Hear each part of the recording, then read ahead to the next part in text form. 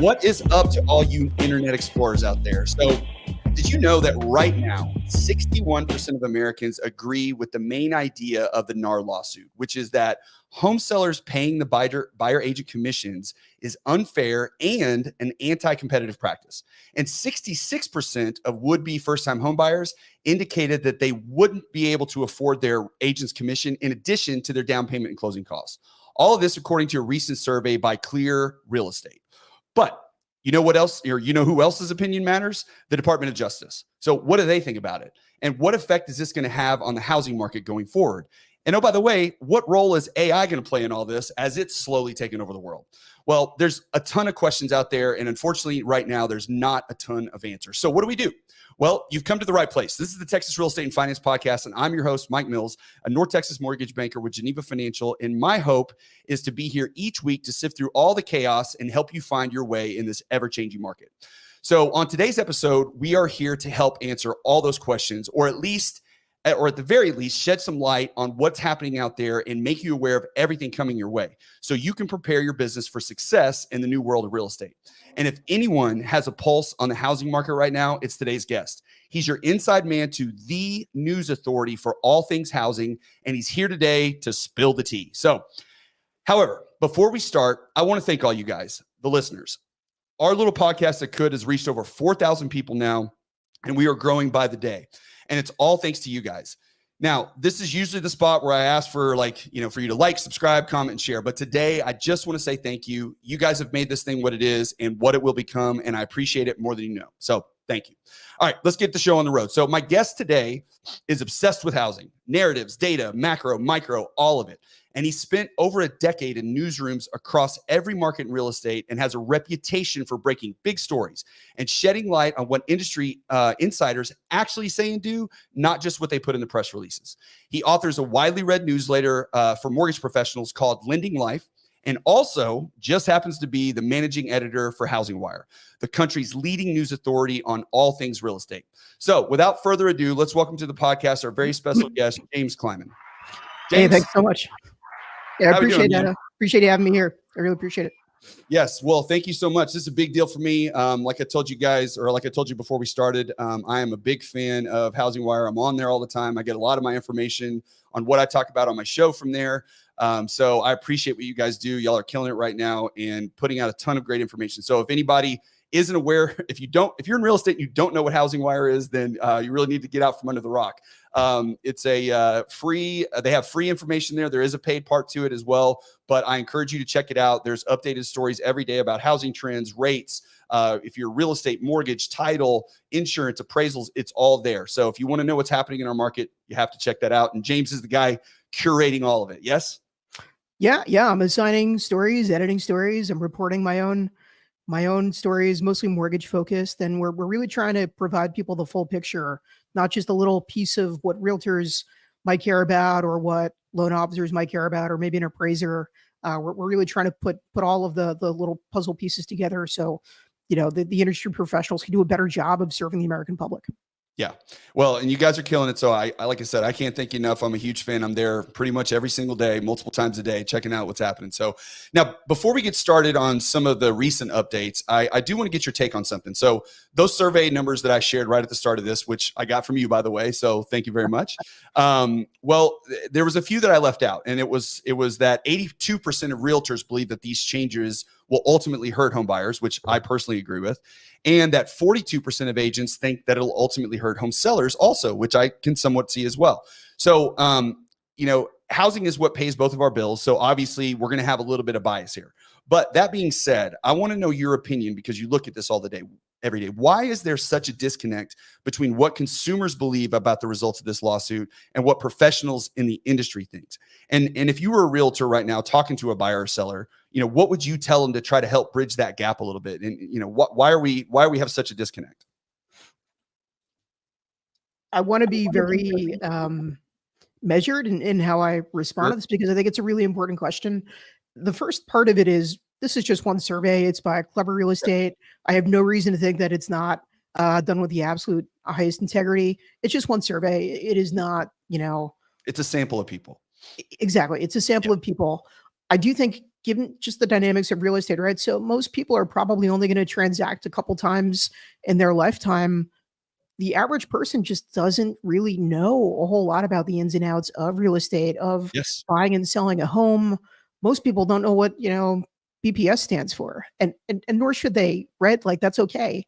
But I think the reality is they probably read the headline, and they probably read the New York Times story, and they probably, maybe saw something on the Journal or wherever, in big media. Maybe CNN had a report, and they Mhm. probably just gleaned from whatever that headline was and said, "Oh, okay, well, what's actually happening now is if I'm buying a home, then I need to pay for my own agent, and if I'm selling the home, then I no longer have to pay for the buyer's agent, Yeah. and that sounds fair to me."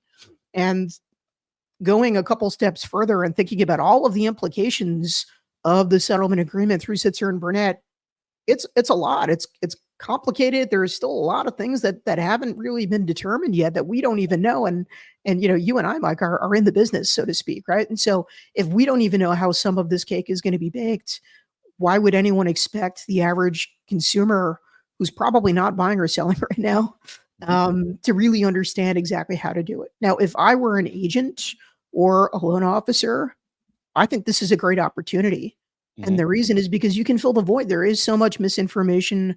There's disinformation. I think there are a lot of people who want to manipulate the situation for their own purposes. And just there's a big void here to be filled. And so if you're able to come to the table and say, as a buyer agent, here's what I'm going to get you. I'm going to negotiate, like an absolute shark at the poker table. I'm going to, be armed with all the data locally, countywide, regionally, whatever is pertinent to that home seller and the decision that they make, in terms of listing the price or the approach they take in marketing.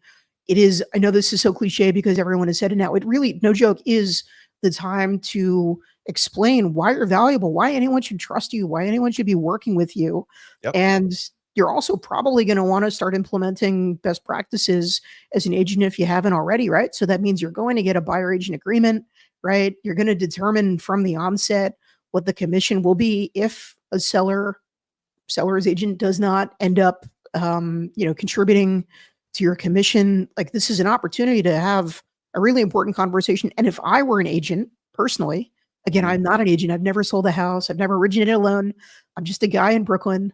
But again, if I were in the arena, as they say, I would be thinking about how do I become an advisor for you beyond the transaction? How do I think about, is this a starter home? Okay. Are you thinking about maybe mom and dad, have mobility issues as they're getting older and they need, something in the next 5 years? Maybe, you want to think about an ADU if that applies in your market. I want to think about how do I get them a better situation a couple years from now. You want to be an advisor beyond just what happens between now and the closing table, because the best realtors in America, they get referral and repeat business. And Yep. the best way to do that is to provide really good fucking service. Like it's not Yes. that hard. No, it's not. And And excuse me that's for cursing. Sorry. no, no, no, please, Habit. go for it. Well, we can certainly do that. I do it all the time, so no problem at all. I have a sailor's mouth. But you're 100% correct, and that is the big push right now that we are trying to do as an industry. Is in what I talk about on the show all the time is having realtors understand this value proposition, which again is a cliched word. We use it all the time these days, especially with this lawsuit. But it's so critical to the consumer out there to understand what you're doing, because like you said, they don't do this very often. This is our job. We do it every day. We know the ins and outs, but the average consumer does not do this but a few times in their life. And the only time they even get interested in the topic most of the time is when they're getting ready to do that. The rest of the time, they're paying attention to their own life and they don't know what's happening. And that kind of leads me to another thing, which I'm curious, for you being in media for so long and being a journalist for such a long period of time. Why do you think the corporate narrative is such that, because when I read the New York Times, when I read, the Washington Post and see these headlines out there, it's talking about how renting is the new trend and how the next generation can't wait to be mobile and rent, and how housing is affordable, and you're going to save so much money now that realtors aren't getting paid. These are the stories that I see. And so I'm curious, if the general consumer is consuming this and they're seeing this stuff, of course that's what they're going to think. Why is that section of the media giving that story out so much if we don't feel like that's actually, we don't know, but those in the industry don't feel like that's where it's actually headed? Why is that happening? I think the reason is actually very simple, and it's one of the more challenging fundamental issues with media is that large publications, if let's say I wanted to work at, the New Yorker or the New York Times or the Washington Post, usually you get a beat, right? So you would start at maybe like City Hall, or maybe you cover breaking news. You go to what they call the mayhem beat, right? You cover like fires and murders and stuff like that, because it's sort of It's what it's how people sells. cut their teeth. Yeah, Yeah. well, yeah, but it's also how you learn how to navigate kind of the situational aspects of just chaos, and Mhm. and getting prepared to take on more nuanced roles. And then you gradually climb up and you take different opportunities and different beats, and maybe you even end up getting into business reporting, right? And business reporting is, I think it's the best there is. The Mhm. problem is that all these large publications, you don't have a lot of people who have been covering the same subjects, the same stories, the same people for 10, 15, 20 years. You don't have the institutional knowledge that I think you do have at a lot of the trade publications. Okay. And this is no slighting it. One of the New York Times reporters on that beat has broken a lot of really big, important, serious, great stories. Done Right. really, really impressive work. That's a little bit better work than I've done on those subjects, for what it's worth. So I Yeah. just want to be very, Yeah. very, forthright about that.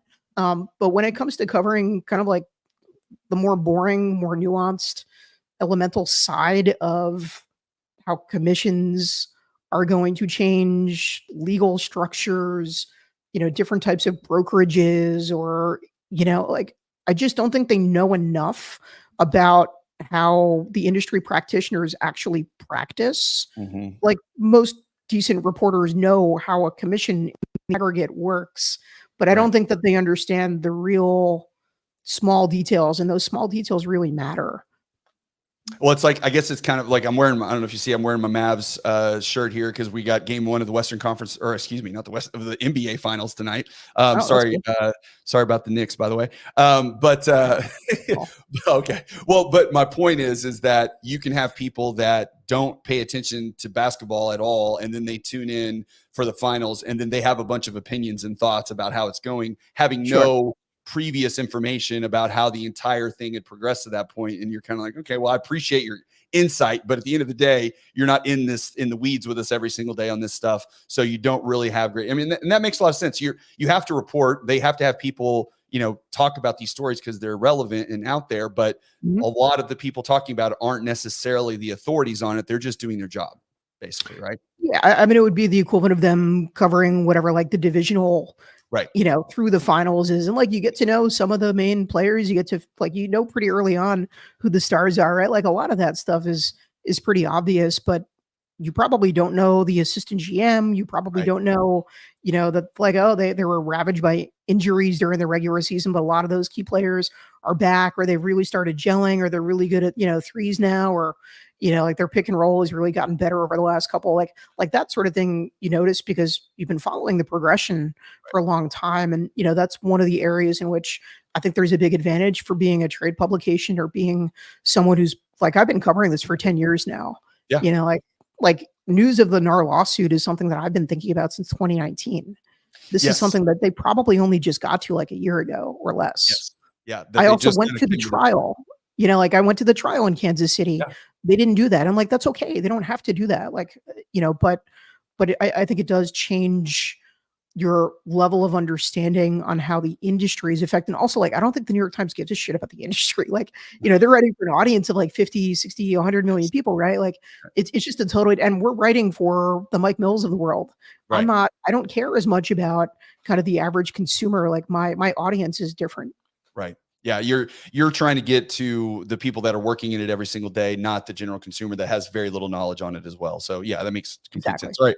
Well, all right. So speaking of the lawsuit specifically, obviously you're covering this all the time. You're paying attention to this every single day. There's been several developments that have happened just in the last week or so, related to, there's been a couple of MLSs. I saw recently that Northwest MLS and on the West Coast basically said that they're not following what the guidelines were for NAR. Mhm. As far as the buyer commissions, they feel like they have a better setup themselves.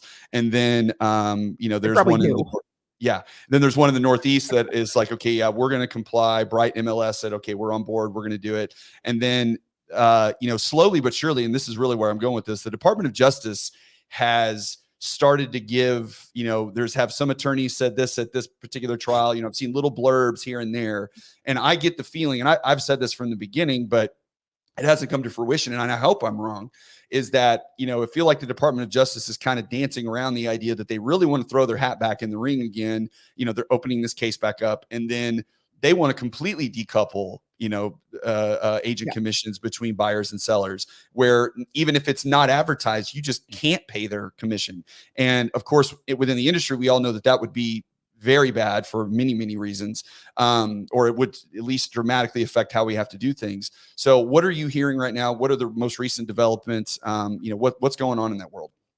So I think it's really instructive to think about a couple key dates, and Okay. maybe that will provide the good framing for where we go next. And so why don't we start off with June 18th? Okay. Now, this is the opt-in deadline for the NAR settlement. And so let's say you're a brokerage or you're a multiple listing service and you are not covered by the $418 million NAR settlement to opt into the deal, and just avoid further litigation related to these commission lawsuits. Mhm. That's the deadline to which you must comply. So there are about 90 brokerages, and these are firms that did more than $2 billion in annual sales volume.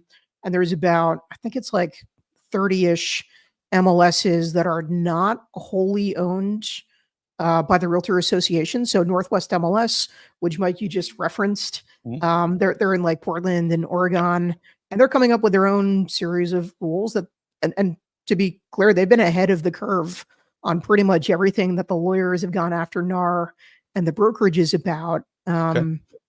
And so they feel like they have a better shot, and they have not been named to any of these lawsuits. By the way, there are more than 20 lawsuits at this point between buyers and sellers, and they've been a-okay to date. Now, it's also part of a financial calculation.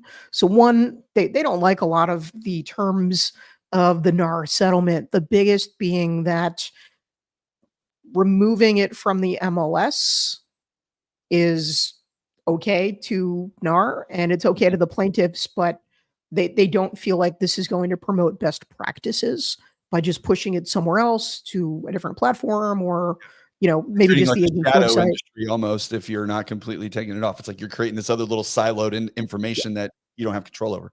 They're basically just saying like it doesn't promote transparency by Yeah. just pushing it somewhere else, right? And so that's fair. I think that's a reasonable position to take. The big one is just the number. It's $3.5 million.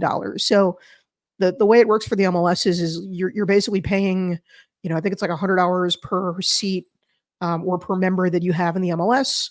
And so you multiply that, right? And so they have about 35,000 members at Northwest MLS. So they would have, if they had opted into the settlement, had to pay $3.5 million. MLSs do not generally, I mean, some of them are very well capitalized. I have no reason to think that Northwest MLS isn't doing pretty well. Right. But But they're that's a not lot of rolling in money, cash. especially. Yeah. Yeah. Yeah. Yeah, and like they don't have to, right? They're not a party to the settlement because they haven't been sued. They're not realtor owned, and they've also taken a lot of issues with some of the Department of Justice positions on, commissions and this idea of steering, right? That's another major subject that no doubt we'll get to at some stage. But they just don't feel like it's a bargain for them to hitch their wagon in NAR. And by the way, like we're only talking about home sellers right here, Mike. So there are pending cases of home buyers. I don't think their cases are as strong. Yeah. They didn't pay And anything. Well, in most cases they didn't pay anything, but they well, guess they so argued yeah, it's into the price, I suppose. I mean, so just to cut the head off the snake, like the vast majority of people who sell the home are also going to buy a home. Right. Now, the judge in the Sitzer Burnett case in Missouri that really has gotten a lot of the attention here for being the one that settled is the judge basically said, look, if you are a buyer but you also sold, you cannot be a part of any class. So this is only going forward. So, Okay. whatever is covered under the $418 million settlement with NAR, that's pretty much done. I mean, it's not finalized. That'll be probably going to take place in November. Okay. But the first upcoming date that I think people need to look to is June 18th. So we're going to figure out which brokerages are going to be opting in, which MLSs are going to be opting in. Now, the next major dates are June 20th or potentially the 21st. So just a couple days later. And this is the deadline for the Department of Justice to weigh in on several of these court cases. And as you rightly noted, they've kind of been, I don't want to say wishy-washy about it, but they've said, we want to be very clear that we don't support just moving it off the MLS. But they have also not made any indication that they're going to intercede in these cases. And, you know, for Sitzer Burnett, like, they could write a statement of interest. They could basically write like a nasty letter and say, we don't like this. We think you should stop this. And the judge can basically say, yeah, don't care. You know, this is a totally reasonable agreement between the plaintiff and the defendants, and noted, like, kick dirt. See you later. Yeah. Thanks for your opinion, but pound sand. We got it. We got it. Exactly. Now they have taken interest in another case out of Boston called the No Select case. They've also taken interest in a case out of Illinois. And I think there is a very good chance that the DOJ doesn't ultimately send any statement of interest or try to get involved in these actual cases. That's good. But there's a big asterisk here. And the big asterisk is the Department of Justice recently won a really major case that allows them to open up their own investigation against NAR and some of the practices. So if the practice, anytime there's a limit on that? Anytime. Yeah. I mean, the Do you think the fact that we're in an election year has anything to do with any of this? Yeah, of course I do. Yeah. I mean, even the most cynical person has to think that, you know, there's certainly good reason to ruffle too many feathers, right? You don't want to piss off too many people, especially in you know, such a big industry like real estate, by going and messing with their stuff when you need them to go to the polls and vote, right? Well, I think there's this sort of image, and it's a false one, because we know that the vast majority of real estate agents, one, they're part-timers that maybe do a couple deals a year or fewer, right? And in recent times, in a lot of cases, they've done 0 or 1 deal over the last 12 months. And these are often like the PTA mom, or, you know, somebody who got their license because they wanted to do deals on their own, or, you know, all kinds of kind of random part-timers in the industry. And then you have the full-timers, right? And they're not the Ryan Serhants of the world. They're not the Frederick Eklunds. They're not these dudes who have TV shows and are showing up in Bentleys and selling like giant ass penthouses in Beverly Hills, right? Like that's the life of the 0.001%. But I think there is a perception that you're a full-time real estate agent, and also, like, real estate want to project success, the agents. So I think they also, like, in some ways play a role in why there's this perception that they're, you know, they're flexing a little too much. They need to slow down. Yeah, maybe, right? And I think they're a little bit more like Annette Bening in American Beauty, right? Like, you ever see the scene? She's staring in the mirror. She's got these like she's talking to herself, and she's like, "You will sell this house today. You will sell this house today." Yes. You know, and I think that's more representative of the actual agent experience of a full timer. But again, like, my point being, it's not popular to think that the agent is just this like everyday PTA soccer mom who's out there trying to help people buy a fucking home. Like the Department of Justice, and I think a lot of the agencies, see this framing as a large cohort of these agents have been stealing from you. They've been stealing from sellers. They've been stealing from buyers because they're getting these commissions that are 5-6%. And it's not deserved because they're just cashing in on the equity that has accumulated. And that's your hard-earned money, right? Like, that's the market that has benefited you. And like, why should they be taking, you know, $30,000, $50,000 out of your pocket when the job actually hasn't changed meaningfully in the last 20, 30 years? I don't think that's strictly accurate. I do think that commissions are higher than they used to be because the equity positions are higher. Like, that's math, right? Like, but price can go up, you're going to make more money. But this idea that these are like devious people who have been sitting together in these smoke-filled rooms and saying like, oh, like, you know, fuck, like John Brown, like we're gonna get 6% into that idiot. Like, he's gonna say, can this be negotiated? And we're gonna say, yeah, only up, you know, and he's gonna buy it and he's gonna pay me $40,000. Like, I don't know. It just seems Well, they like don't see the life. They don't see the buyer's agent that goes and shows, especially when we were at the period of 50 time when houses. housing was so in demand, that you're showing 30 houses, you're writing 15 offers because there's 20 offers on every house, and you're trying to figure out, and oh, by the way, that person might just decide one day that they don't want to buy a house. And now you've spent hours and hours and hours of your time trying to help this human, and they don't want to buy, and you make $0. And that Yep. happens all the time. So there's so many different layers to it that the average person just doesn't see. And unfortunately, now I do think there's an argument for, is 3% of $500,000 and 3% of $200,000, when the job is very similar, not the same, but similar, is there a little bit of, something there? Yeah, maybe so. And That's a I totally think, reasonable question. Yeah, yeah, I I have think no that, issue with people picking nits at that one. Like that yeah, makes sense to me, right? Like yeah, is the job, should you be getting 3% if it's a, $20 million house? eh, probably not. It's a lot of money. Yes. And in a lot of cases they don't. Like in the luxury Yeah. space, like you Oh, yeah, don't they get the don't. full, No. like that's not normal. But again, like we're tying the value of the service to the value of the property, even if the service is not meaningfully different than something at a much higher price point or a much lower price point. And Yeah. so for one of those, I do think that means we're going to see changes in the construction of these agreements going forward. I do think people are going to be a little bit more likely to negotiate those fees in, starting in August. We didn't get to that major date, but August 17 is the date that these NAR rules, the new NAR rules, will go into effect. And I Yeah. think it's going to be a wild ass month personally. I very much agree. And I think the reason for that really is, and this is a function of what the market's been, not a function of people's ability to have this conversation. But in the past, when you're meeting, a buyer calls you and says, "Hey, I want to go look at homes." As a realtor, you're like, "Great, let's go look. When are you available? Here's the times, here's the houses. Let's go check it out." Right? You're great. "Oh yeah, I want to help you. Let's go do this." Okay. Well, now, before you go show them that first house, you have to have a rep agreement signed, and Yep. you have to have it completed. And in that rep agreement, it has to say how much money you're going to make for their service. Okay. Or for that agent service. And in that agreement, it has to be specific. And so if you say, "Well, I'm only going to charge you 1%, but the seller is offering 3, they can't offer it, but let's say it's somewhere else that you can get 3. Well, you can't, you can get 1. Right. And then you're also going to have to explain to the buyer that, yeah, we're going to try to get the seller to pay this, or maybe that's the conversation. But if they don't, then you're going to pay me that. And then they're going, "Wait a minute, I'm going to have to pay you 1%. So I'm going to pay you 3,000, 5,000, whatever that number is." Right. And that is a hard conversation that you're going to have with someone before you even step foot in the first house that you look at. It's going to be so much more difficult to get a buyer to sign a contract. Yes. And we also know that in most cases, people don't interview like 4 or 5 or 6 different agents.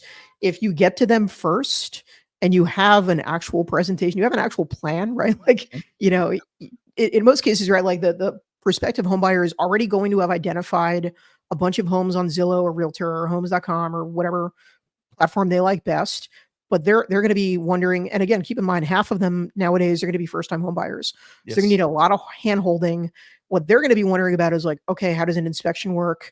Okay, if there's a crack in the foundation, like, should I be worried? Should I know a guy to fix it? Do I need to? You're going to be a troubleshooter, and maybe you'll be a good negotiator, and you'll have to really understand how certain programs work, like TPA. If you can help the buyer with just some of the major, "I'm a first time home buyer, I don't know what I'm doing. Like, Yeah. help me. Like, how do I figure this out?" So for that reason, I actually think, Mike, and I know this is a bit of a contrarian view, I think this is going to be, in the long run, an amazing development for professional agents.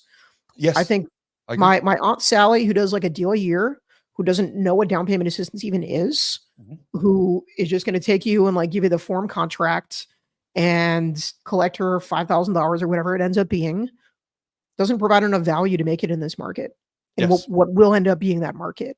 And so if you can actually deliver the goods, if you can help them get better financing, right? If you can help them, Navigates maybe, process. Mhm. yeah, Yeah. that's worth its weight in gold. And like, that's not going to go away. I also think that most sellers are still going to see the value in someone bringing them a qualified buyer who will actually buy that freaking house. Yes. I Yeah, think I in the vast majority of situations, the seller is still going to pay, and I don't think the splits are going to change that much, at least for the first couple of years. Yeah, it's going to be bumpy, but I think it'll level out Yeah. at some point and we'll stay as long as the DOJ doesn't decide to come in and make any kind of sweeping changes. I also agree. I think it's going to the real impactful time will be when mortgage rates fall again, which they will. They're going to come down at some point. I mean, we can argue all day. I mean, I think you might be on How the long same have we page. been saying that though, Mike? Yeah, well, I mean, but right now you look at inflation, you look at the jobs report, you look at all this stuff that's trending, in the wrong direction for the economy, which is generally good for rates. Good. We're not getting to 2 or 3%. By the way, I think we're going to hit 6% tomorrow if everything breaks right. Unemployment? No. I'm sorry. The rates, mortgage rates will be in the sixes tomorrow. That's what I think. I mean, they're already like pretty close to 6.9. Yeah, so I agree. That's I think you're right. I think the unemployment rate's going to come out. I think it's going to be in the 4s, which I still believe it's actually higher than that, because when you go back and look at all the revisions that have been made over the last 6 to 8 months. I mean, I don't know. I'm sure you're aware of this, but in 2023, I think, and I'm going to get the numbers not exact right, but in the third quarter of 2023, the BLS showed that we added something like 780,000 jobs. This is the Bloomberg report I saw the other day. Yeah. Yes. And now they've revised that number. And of course, it's only in little headlines here and there, but it's now revised back to where we actually were down like 150,000 jobs. So it was like an 800,000 job swing once the actual numbers came out. Yeah. It's like, you ever see there's this amazing HBO show came on forever ago. It's called The Leftovers. Yes. It's so good. Anyway, it's just like people randomly disappeared. It's like that for the jobs report. Just went away. Nobody knew what happened. Yes. Yeah. Well, and then, I don't know if you know who Danielle DiMartino Booth is, but she's been on this unemployment kick for a while. She's been talking about it for almost, not quite a year, but we're getting on to it where she's been hammering that on. She's on Fox News all the time talking about, look, the layoffs have been happening. They're underreported. These people that are getting severances from the tech companies on the West Coast, they're not even being factored into some extent for 6 to 9 months because they get these big severances, but they're going to be filing for unemployment. This is all going to start to kind of snowball, and it's going to happen at once. And it's kind of one of those things where, she says the Fed kept rates too low for too long, which I 100% agree that they did. But now she's kind of heading into now we're keeping them a little too high for too long because we're at some point it's going to get out of control. And we're even, they're starting to talk about the hated stagflation, which is really bad if we get to that point. We'll see, but time will tell. Yeah. I mean, like also if you look at the way that they determine, like housing inflation, it's like somebody created with like an abacus in 1962 and like said like, fuck it. Like we don't need to fix this one. It's so crazy. We have such better information. Like the modeling is really, really outdated. So we're looking at like 12-month differences. Like there's no good reason. It's so poorly constructed. And like, it's one of the major, it's like 40% of CPI. Yeah. Well, what owner's equivalent rent is, right? Yeah. So for anybody that doesn't know, my house is worth this. Like what I get on the market for renting, it's so crazy. For anybody that doesn't know what owner's equivalent rent is a big piece. It's like 30% of the housing, 30 or 40% of the housing number that's factored into the CPI. And all it is I don't know if it's a phone call, an email. I'm not sure even how they get the information, but they reach out to owners that are not real estate professionals. Facts. Yes. Yeah, they're not real estate professionals. They're not landlords. They're not investors. They're just some dude, and his wife, she's a teacher. He works at Lockheed Martin, whatever. And they say, hey, if you were going to rent your house out today, what would you charge for rent? No context whatsoever. And if they say, I charge $5,000, well then, okay, cool. So your house is now this rent, this owner's equivalent rent, because they don't factor in mortgages into the CPI numbers. So this owner's equivalent rent, which is kind of substituting that, is just somebody's opinion on what they think they would rent their house out. That is a ridiculous statistic. Like, how can you use that to tell the American people that inflation's gone up this amount, over an amount of time? It blows my mind. Still does. Statistics. Yeah. What do they say? Damn lies, right? Mm-hmm. You can just mess with numbers all you want. So, all right. So obviously when August 17th hits, it's going to be crazy for a minute. Things are going to get a little wonky. Let's assume that we stay on this trajectory of rates. Let's say by the end of this year, rates are in the 6s, right? Whether it's 6.5, 6, 7, whatever it is. But I think overall right now, everybody's kind of thinking that's about where we're going to be. Cause I don't think we're not going in the 8s direction. We're headed in the 6s direction, if anything. Yeah, okay. that sounds reasonable to me. what do you think? Where does this push the market? Because what I was saying a minute ago is I think that all of this shifts if rates do come down to say low sixes, maybe even fives. And now the demand picks back up again because not this year, but maybe next year, the demand picks back up again because people are like, okay, it's not 8%. I can buy a house with this. I don't want to get out of my 4, but I got to move. Right. That's when this really starts impacting it because we still have a relative shortage of homes. I know inventory is getting better, and that's what I want you to talk about, but inventory is improving, but we're still overall short in the market. So if something triggers more people to want to come in and buy, like lower rates, that's when this buyer side commission deal becomes a real factor, because now as a seller, if I've got 5 offers, I can say, hey, I don't think I have to pay any of these agents, right? If I want to pick the best deal, So where do I'm you going to see pick the agent who says, you don't need to pay me. My buyer is going to cover it. Right. Like, yes. So where do you see all this trending especially with what inventory is doing? I want you to talk a little bit about where inventory is headed, where it's at, and then what do you think we're looking at into this year, into next, just in general? So the good news is inventory is getting better. The bad news is it's not getting that much better. It's like, okay, we had a really shitty 2023. We still have kind of a shitty 2024. And like, there's some solace in knowing that it's picking up, and it is picking up in the states where we're adding the most number of homes. So it's Florida and it's Texas, and they're leading the way. And, you said you're in North Texas, right? You probably have a million, former farmland areas and just like the exurbs that are booming with homes from D.R. Horton and Lennar and anywhere you go, right? So my parents ended up moving down from New Jersey down to the middle of nowhere in North Carolina.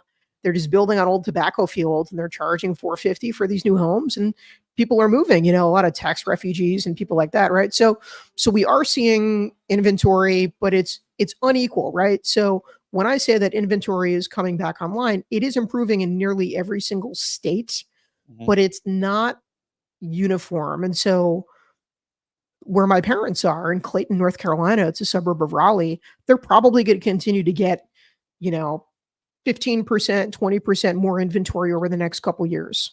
Right. That's great. That matters. Like, it really does matter because it offers people more options. If I live in Boston or a suburb of Boston, that doesn't help me much because they're building at such a phenomenally low rate that will never catch up when you think about the housing formation numbers, right? So we still have a structural shortage of at minimum 1.5 million units at minimum. Like, that's probably a very rosy perspective from Freddie Mac. I think it's probably closer to 4 or 5 million. We also know that immigration, there's credible reporting from the Congressional Budget Office that shows that immigration has actually been much higher than has been recorded on census documents. We're probably at least 1 million lower officially than what we actually have here, what the need is. Now, a lot of those people are going to be in areas where there are jobs and where there are opportunities, right? And so Texas is going to be one of those areas. Florida is going to be one of those areas. This is where we're seeing more supply. We're also seeing the gradual, so the rate of price increases is dropping pretty significantly in a lot of these Sunbelt areas. So where you used to see I remember in 2020, 2021, some of my colleagues, they're mostly based in Dallas. They're going to buy houses and they're like, holy shit, suddenly, I'm getting into multiple bid offers for $500,000 houses that 2 years ago, nobody would have ever been, even looking to buy. And now that's normal, right? So now they're paying 30 grand over the list price because they got to get it because it's where they want it. Yeah. Yeah, and they're waiving all concessions, right? Like they're waiving inspections, they're waiving financing, they're doing all kinds of crazy stuff, right? So we are seeing a lot of really interesting dynamics naturally take place. This is sort of the tail to the interest rate cuts hikes that started basically 2 years ago, right? So we are seeing the effect of that really start to level off, but it has a more pronounced effect in areas where we have more supply, right? This is pretty normal, mostly concentrated in the Sun Belt, but we are seeing small improvements in the Northeast, in the Midwest, on the West Coast, but it won't be at the same pace that we see in the Sun Belt. So that's the good news. In the macro sense, if we do run into a scenario where we're down to rates of being in the low sixes, even mid sixes, I think that opens up a lot more channels for demand. Think about how many possible borrowers you probably have on your CRM, Mike, that expressed interest a year ago. And you said, hey man, here, James, you can afford a house for $600,000. And now even a small, like, I don't know, let's say 100 basis points difference, and they can't get anywhere near that, Well, the right? So psychology of having a 6 in front of it versus a 7 in front it's of it, big. it's Yeah, big. Even if it's 6.875, I mean, the difference on your payments, 25, 35, $40. It's not significant.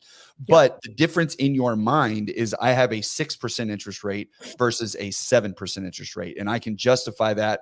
I can rationalize it however I want, right? That's what they're trying to do. And so that is going to make a shift and going to make a difference. And if you're already in a somewhat undersupplied part of the country, and which a lot of us are, then you're going to see, like, there, even in North Texas, right? We have cities like Frisco, Plano, Allen, like far north Dallas. Mhm. If you want to buy a house right now in that part of town, you are going up against multiple offers and you're paying over list price. That's just what's happening, right? But if you're going to buy a house in, say, South Fort Worth, or if you're going to buy a house in some of the outskirts of like more suburbs like Burleson or Crowley or whatever, then there is more inventory there. And maybe you can find a house that hasn't had many showings, has been on the market for 60 days, and you can get seller concessions, you can get down on the price. There's a lot of things that you can do there. But the minute that stuff starts to shift to where the rates get to a place where the average person goes, hey, I think I can make this work, and I really need to move, right? Because there's a lot of people that want to move but just can't justify You're it. stuck. Yeah. And stuck. And so when that rate changes and you're in a spot where you can, that's when this all starts to tick up and change. And unless we catch up on inventory, which you're right, D.R. Horton, like, there are building homes, but they were building homes. they have They're homes that slowing will down. be, yes, they Yeah. have homes that will Yeah. complete soon. But when you look at the starts for single family homes, those are down. I think it's also like, look, a D.R. Horton, a Lennar, they're vertically integrated companies. I don't even think of them just as home builders. Right. I think of them as sort of like all-purpose entities because they control every element of the transaction, and it's a package, right? So you don't just buy a home, you're buying a mortgage from them, right? Like, you're buying a highly discounted mortgage. I know, You're it's getting a irritating. 4.8%. Like, it's insane, right? And these are As a normal. lender, it's irritating. Normal. Yeah. Dude, yeah, no, I mean, it must be brutal when you have a client and they end up finding a home from Lennar or something. Like, you just, like, you're shit out of luck, right? Like, because there's nothing you can do. Like, there's no margin that your company could ever offer you that No. you can They have get homes in down. San You can Antonio, get they're some offering, skinny. yeah, they're offering like 4.5% on homes in San Antonio. It's like, what do you, Yeah, man. Like, so what are you going to do? Like, are you going to go into your pocketbook and pay your borrowers like $7,000 just to make nothing? Like, no, it's you never can going say, to hey, it's happen. built into the price of the home. That's why you're paying, but it doesn't matter. It's, here's my rate. Here's how much cash they're going to give me. I don't care that I'm paying $20,000 more. It doesn't matter. It doesn't mean Yeah, I mean, like, they kind of juke the stats, right? So, like, is it ever really a $500,000 home? I mean, if your cost of financing is so low that you can, feel pretty comfortable that you don't even have to refi for the next 10 years, like, for you as the borrower, Yeah. all that matters is your monthly payment, That's right. So that is then a $500,000 home. And so then they set the market, right? And they don't price cut on those homes. So they set the market in Frisco or, Yep. another big in In San that Antonio, neighborhood, right? Like, because they have other homes in the neighborhood exactly. that they built and sold, And they got to they're, keep the comps up. yes. Yep. Yeah. Exactly. No, Now, I know a it's lot of LOs hate it, but there's really nothing they can do about it. I mean, the best thing they can do is hope for, rates to come down and for more sellers to be move up buyers. Like, we basically don't see move up buyers anymore. I know that they exist, and they certainly exist in areas where there are more jobs and more opportunities. And look, people have kids, right? Like, my wife and I are having a child in a month, and like, we would be kind of the classic case of the move up buyer if Yeah. we were looking to buy a home. But there's just not a lot of them who are going to give up the rate of 3.5% or whatever it is. Yeah. And you just have to hope every year you just get a couple more and you kind of fill it in with first time home buyers. Yeah.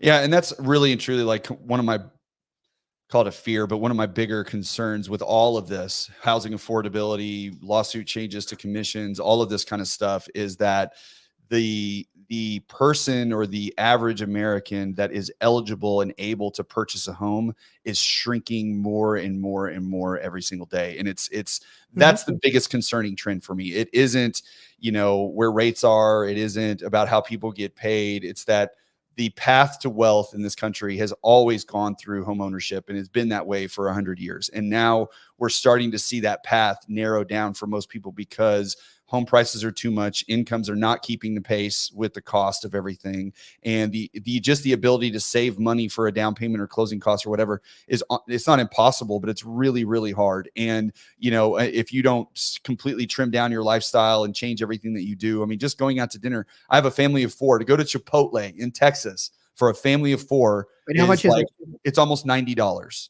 to Get go have. out. Yes, with 4 burritos, Chipotle? 4 drinks. Yes. I mean, each burrito's anywhere between $15 to $20. You can skinny it down to like 11 if you just get, if you want to add nothing to it, but yeah, it's $80 to $90 for 4 drinks, 4 burritos, Yeah, with just a McDonald's few. is insane now too, right? Like, That's, I don't eat at McDonald's, but like it's insane. that's a big, yeah, that's So all difficult. that stuff is causing people to just, and that's why you see that, well, Gen Z wants to rent now and they don't want to own a home. Well, part of the reason is they I don't can't. think that's true. And the household formations. Well, the truth is I think, at least, is when you look at household formations, it's people are getting married and having kids later. It's just what's happening right now. Right. So the feeling of wanting something of your own, and you're going to experience this if you haven't already. I don't know if you have any other kids, but if this is your first, is this your first? No, this will be my second.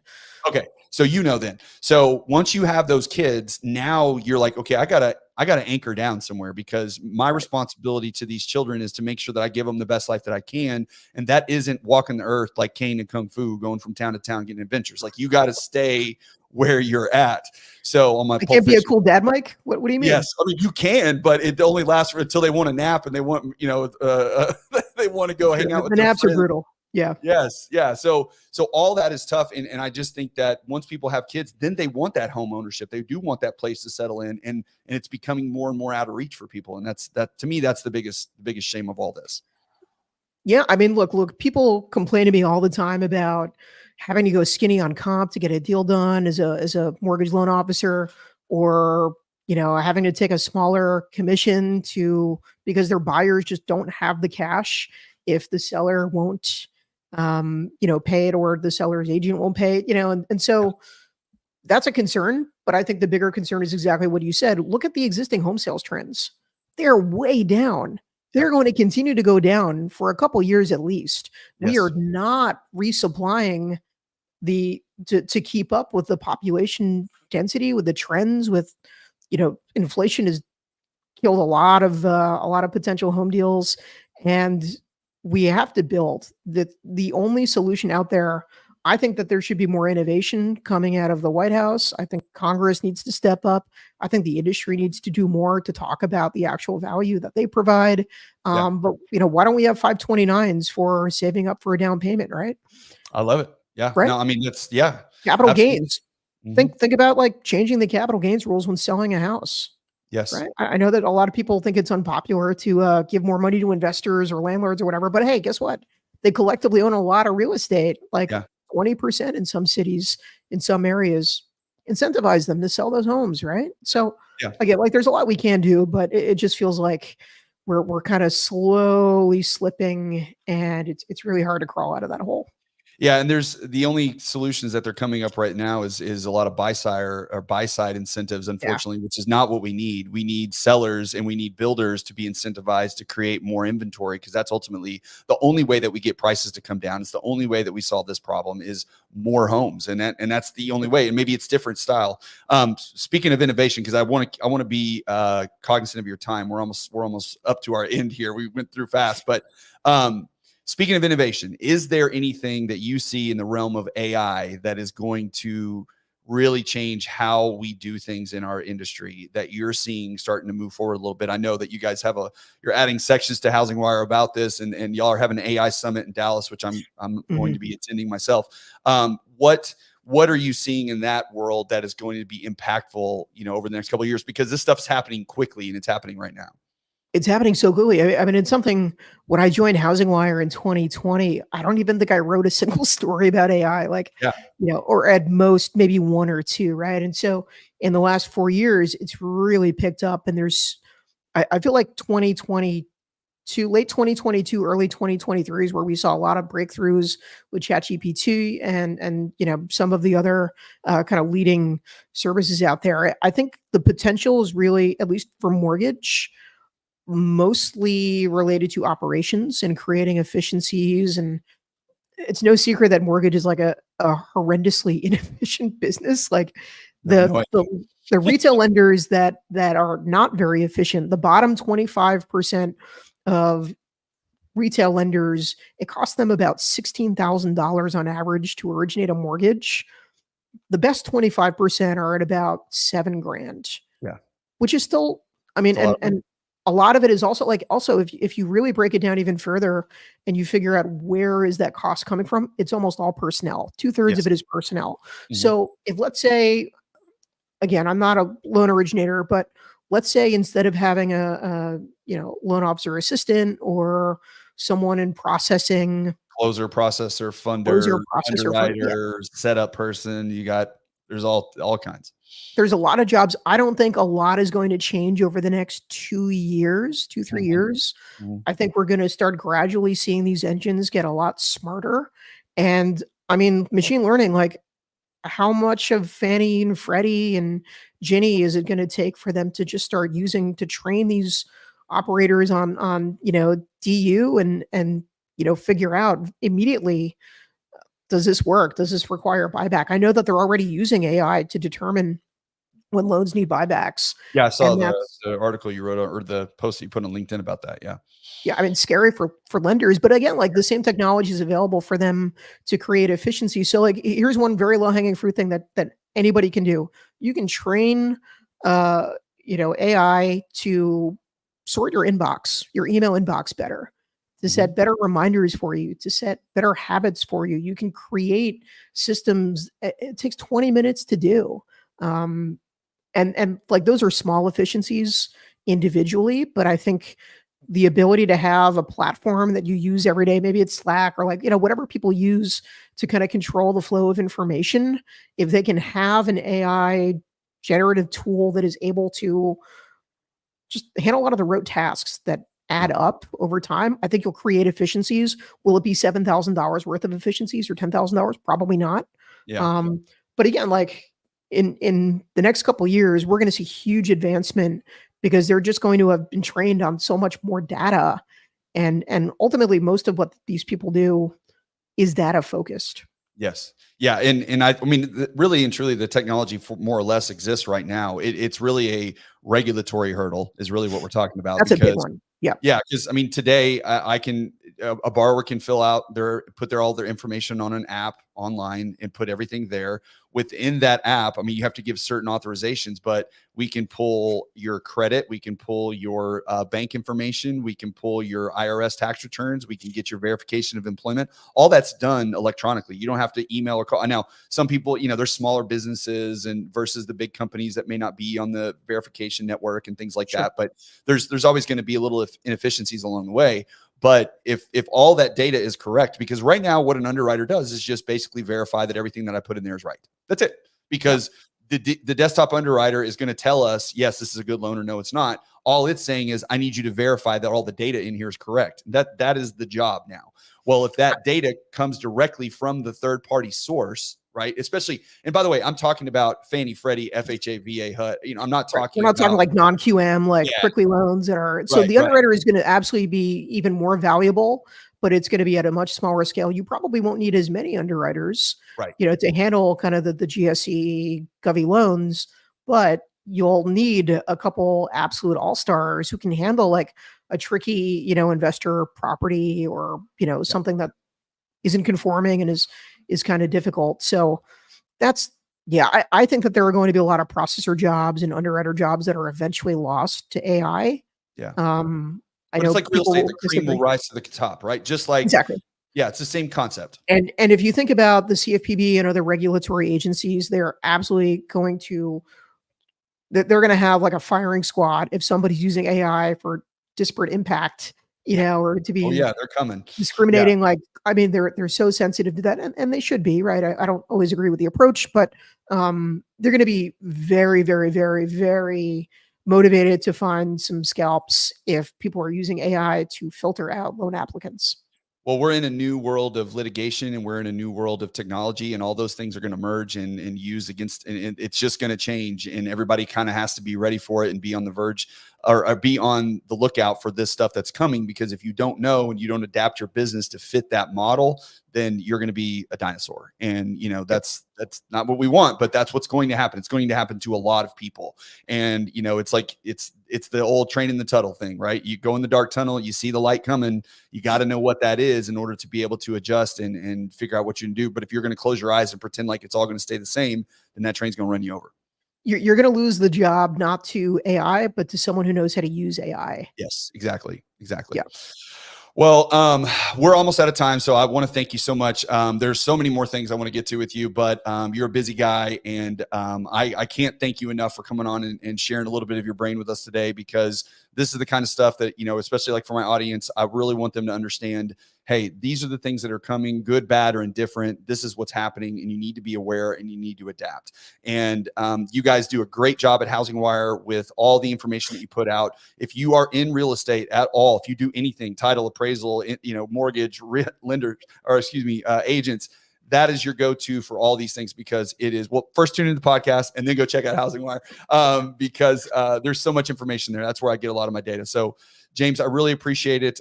Just let everybody know where they can find more of your stuff if they want to dig into it a little bit deeper. Yeah, I mean, it's housingwire.com, and we're covering the whole landscape every day. Well, with rare exceptions, Saturday and Sunday, we don't really do a whole lot on those days. But and you can also check my stuff out on LinkedIn. I'm at James, James Kleimann, Kleimann, and I do a lot of deep dives on LinkedIn, and even inject a little bit of my own perspective in there that doesn't always make the articles. So hope to see you guys on the internet. Yeah, go follow James. He's great. Ton of information, especially if you're in this world of real estate. So please check him out. Thank you to everybody who stuck around. A lot of y'all get this on your audio side from Spotify and Apple. So please join us again next week. I'm actually going to start a new series coming up soon where I'm going to be featuring an agent from Dallas, one from Houston, Austin, San Antonio, and we're going to do a deep dive into their market, a little 20-minute hit on what's happening in that area, where home prices are, what kind of trends are occurring. So if you're living in those metropolitan areas, then we're going to have a guide for you once a month that you can get a good idea of what's happening in your market. So stay tuned for that. And then I will be back next week. We'll be doing a little bit of youth finance, which we'll get into. We had a series going with that. Bring my daughter on. We talk about how to help your kids understand how to use money. So I hope everybody has a great weekend. James, thank you again for joining us, and we'll see you guys next week. Thanks so much.